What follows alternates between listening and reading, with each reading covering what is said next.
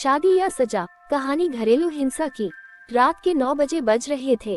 सास और नंद अमृता को देख रही थी और अमृता उनकी आंखों में देखकर डर से थरथर कांप रही थी। उसकी सास चिल्लाकर बोली, तुम्हारी हिम्मत कैसे हुई मेरे ही घर में ऐसे कुछ करने की? 4 दिन भी नहीं हुए मेरे घर में आकर तुम्हें और खुद को मालकिन समझने लगी क्या? आने दो मेरे बेटे को, तुम्हारे हाथ पैर तोड़ने के लिए नहीं कहा तो मेरा नाम भी सुनना नहीं। आज क्या हुआ क्या पता। सास जितनी निर्दयी थी उतना ही निर्दयी अपने बेटे को भी कर दिया था। हर एक नई दुल्हन अपने पति के घर जाने के लिए राह देखती है, पर अमृता वो तो उसके पति की राह भी कभी नहीं देखती थी, क्योंकि वह अपने पति से बहुत डरती थी। मन ही मन में भगवान का जाप जप रही थी कि उसका पति आज घर पर आए ही नहीं। पर जब तक उसका पति घर पर ना आए तब तक उसे उसके सास खाना खाने नहीं देगी। इतनी निर्दयी उसकी सास ने रसोई घर को ताला लगा रखा था। ऐसा क्या हुआ था कि सुनैना अमृता को ऐसे प्रकार का दुख दे रही थी? और अमृता के पति मतलब अजय का ऐसा क्यों स्वभाव था कि नई दुल्हन होकर भी वह अपने पति की राह नहीं देखती थी? अमृता की शादी अजय से 5 महीने पहले हुई थी। अमृता को माँ बाप नहीं थे। 12वीं की पढ़ाई होते ही उसके चाचा चाची ने उसकी शादी करवा दी। अमृता की जिम्मेदारी से उसके चाचा चाची मुक्त हो गए। उसकी चाची ने उसकी शादी के बाद के त्योहार भी मनाए नहीं। उसे 4 दिन के लिए मायके में त्योहार मनाने के लिए बुलाया भी नहीं। उसकी शादी करके जिम्मेदारी से मुक्त हो गए बस। अमृता के ससुराल में उसकी सास सुनैना, पति अजय और नंदन मोनिका जिसकी शादी पक्की करके सगाई कर दी थी। छोटा सा परिवार था। सुखी और शांतिपूर्ण गृहस्थी के सपना लेकर अमृता इस घर में आई थी। पर सपना तो सपना ही होता है। हर समय सपना सच होना कम मुमकिन होता है। उसका भी सुखी गृहस्थी का सपना तो सपना ही रह गया। अमृता की उम्र 18 की पूर्ण हो गई थी और अजय 30 का था। दोनों के बीच में 12 साल का अंतर था। सास सुनैना ने अमृता के लिए 10 नियम बनाए थे। सुबह 4 बजे उठकर पूरे घर की साफ सफाई करना, बाद में नहाकर भगवान की पूजा करने के बाद में रसोई में जाना, हमेशा सर पर पल्लू रहना, सबसे पहले खाना ना खाना, मतलब सबके खाने के बाद ही अमृता खा सकती थी। ऐसे और भी कितने नियम कायदे सुनैना ने अमृता के लिए बनाए थे। अमृता को यह नियम पालन करने ही पड़ते थे। पर अभी उम्र ही क्या थी उसकी। उस वक्त उसके हाथ से अगर भूल हो भी जाती तो उसका पति या उसकी सास या फिर उसकी नंदन उसे सजा देते ही देते थे। उसे मारने की भी कोई कमी नहीं रखते थे। उससे 5 साल बड़ी नंद मोनिका उस पर हाथ उठाने के लिए आगे पीछे भी नहीं सोचती थी। शादी को 10-12 दिन हुए थे। हर रोज अजय 8 बजे तक आ जाता था। पर उस दिन 10 बजे बज गए थे तब भी अजय आया नहीं था। अमृता को बहुत जोर की भूख लगी थी। उसने खुद के लिए थाली बनाई और रसोई में खाने के लिए बैठी। अभी पहला ही निवाला मुंह में डाल रही थी कि तभी उसकी सास ने देख लिया। उस पर उसकी सास बहुत चिल्लाई, वो अमृता से सहन नहीं हुआ। तभी अमृता बोली, वह अभी तक नहीं आए, मुझे बहुत भूख लगी थी इसलिए खाने के लिए बैठी। सास कुछ बोलने वाली थी तभी मोनिका आगे आई और अमृता को चांटा मार दिया। तुम्हारी हिम्मत कैसे हुई मेरी माँ के सामने बोलने की? तुम्हारे घर में तुम्हें खाना नहीं मिलता था क्या? मेरा भाई तुम्हारा पति है, उसकी राह नहीं देख सकती क्या? अरे औरतें अपने पति के लिए क्या क्या नहीं करती है। उतने में सास बोली, रहने दे मोनिका, क्यों इसको संस्कार सिखा रही हो? माँ बाप तो रहे नहीं और चाचा चाची ने ऐसी लड़की हमारे पल्ले बांध दी। रहने दे, तू चल बाहर। मैं ही रसोई में ताला लगा देती हूँ और उसे रसोई से बाहर धकेल कर ताला लगा देती हूँ। अमृता आंखों में आंसू लेकर बस देखती ही रह गई। 11:30 बजे अजय घर आया। तभी सुनैना और मोनिका ने मिर्च मसाला लगाकर अमृता के खिलाफ अजय को भड़काया।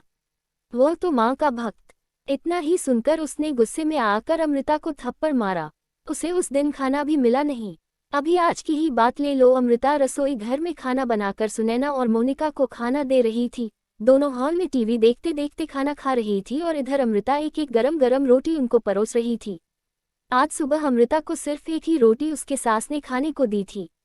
अमृता को बहुत जोर की भूख लग रही थी। पर अजय तो 10 बजे के पहले आने वाला नहीं था। पर अमृता को भूख सहन नहीं हो रही थी। सास और मोनिका का खाना खाने के पहले रसोई घर को ताला लगाने से पहले अमृता ने जल्दी से रोटी अपने पल्लू में बांध कर रखी ली। जब माँ बेटी का खाना होने के बाद उन्होंने अमृता को बाहर निकालकर रसोई घर पर ताला लगा दिया और दोनों उनके रूम में आराम करने के लिए निकल गई। उसने पल्लू में बंधी हुई रोटी निकाली और रोटी वैसे ही बिना सब्जी के खाने लगी। रोटी खाते खाते उसके आंखों से आंसू बह रहे थे। उसका स्वाभिमान इस बात के लिए रजामंदी नहीं दे रहा था, लेकिन क्या करें, ये भी उसे समझ आ रहा था। ठीक उसी समय सुनैना कोई काम के लिए उधर आई और उसने अमृता को रोटी खाते हुए देख लिया। बस फिर क्या होगा, तमाशा चालू हो गया और उस वजह से अमृता भगवान से प्रार्थना कर रही थी कि अजय घर पर आए ही नहीं। क्या पता आज वो क्या करेगा। शादी के बाद इनके ही सामने खाना खाया था तब भी थप्पड़ मारा था, पर आज तो रोटी चुराकर खा रही थी।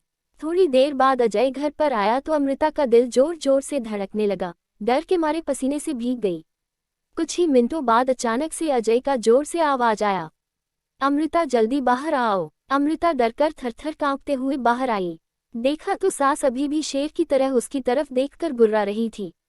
मोनिका भी मन ही मन में मुस्कुराकर देख रही थी और अजय उसकी आंखें खून के जैसे गुस्से से लाल हो गई थी। जैसे ही अमृता अजय के सामने आई उसने उसके बालों को पकड़कर जोर से धकेल दिया। हाँ, अमृता बहुत जोर से चिल्लाए, तेरी इतनी हिम्मत हुई कि तू अपने ही घर में चोरी करती है? रुक, तुझे तो मैं अभी दिखाता हूँ। बोलते बोलते अजय ने अपने कमर का बेल्ट निकाला और अमृता को मारने लगा। अमृता जोर जोर से रोते हुए, दर्द से चिल्लाते हुए उसकी माफी मांग रही थी, पर उसके पति को और घर में रहने वाले 2 औरतों को उसकी दया नहीं आई।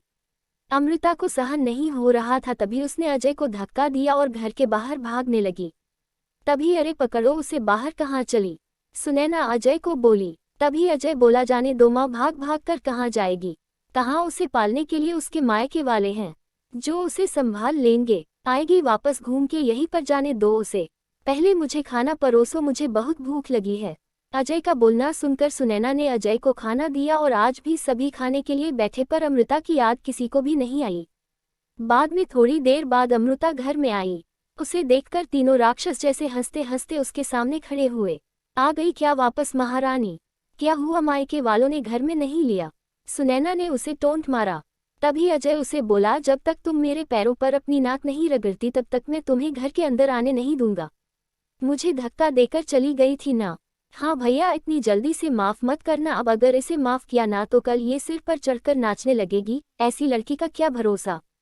अरे भरोसा तो अभी हमें तो तुम पर भी नहीं रहा। जो अपनी भाभी का सम्मान नहीं कर सकती, वह लड़की हमारे घर का क्या मान बढ़ाएगी? अचानक अमृता की पीठ के पीछे से मोनिका के होने वाले ससुर की आवाज आई और वह अंदर आए। उन्हें देखते ही तीनों के चेहरे का रंग ही उड़ गया। अरे समधी जी, आप कब आए? सुनैना साड़ी ठीक करके माथे पर पल्लू लेकर बोलने लगी। उसी वक्त आया जिस वक्त आपकी बहू रास्ते से डरकर इधर से उधर भाग रही थी। अच्छा हुआ अभी से ही तुम्हारा असली चेहरा हमें दिख गया। मैं आया नहीं तो हमारे घर की बर्बादी हो गई होती। अगर ऐसी बहू हमारे घर आई होती तो। मोनिका के होने वाले ससुर उसकी तरफ हाथ दिखाकर बोले, नहीं नहीं, आपको कोई गलतफहमी हो गई है पापा। आप अंदर तो आइए, मैं आपको सब समझाती हूँ। मोनिका ऐसे बोली तो उसके ससुर बोले, कौन से पापा? किसके पापा? माफ करो, हमें अब आपके साथ कोई भी रिश्ता नहीं करना और जो आपको समझाना है ना वो बाहर खड़े पुलिस को बताना। अचानक पीठ के पीछे से पुलिस अंदर आई। पुलिस को देखकर उन तीनों की बोलती ही बंद हो गई। क्या बोले कुछ समझ नहीं आ रहा था। तभी सुनैना नर्म आवाज से अमृता को बोली, अरे बहू, छोटी बात पर कोई पुलिस को बुलाता है क्या? छोटी सी गलतफहमी हो गई है ना? और ऐसी छोटी बड़ी परीक्षा हर एक औरत को शादी के बाद देनी ही पड़ती है। और ये तो तुम्हारा ससुराल है ना? ससुराल वालों का मान रखना तो तुम्हारा कर्तव्य है बेटा। माफ कीजिए सासू जी, मुझे ऐसी परीक्षा देने का कोई शौक नहीं है। मैंने शादी थप्पड़ खाने के लिए नहीं की थी। और यह ऐसा कैसा ससुराल जहां मुझे रोटी भी चुराकर खानी पड़ती थी? आपने मुझे कमजोर समझा था क्या? मेरा मायका नहीं है पर मैं कमजोर नहीं हूँ। अभी यही संस्कार अपने बच्चों को जेल में देना। अंत में पुलिस ने उन तीनों को पकड़कर जेल के अंदर डाला। मोनिका की ससुराल वालों ने शादी तोड़ दी और अमृता को एक स्वयंसेवक संस्था ने आगे जाने का मार्ग दिखाया। अमृता संस्था के साथ में काम करके लोगों को घर में होने वाली घरेलू हिंसा के बारे में जागरूकता फैलाने लगी।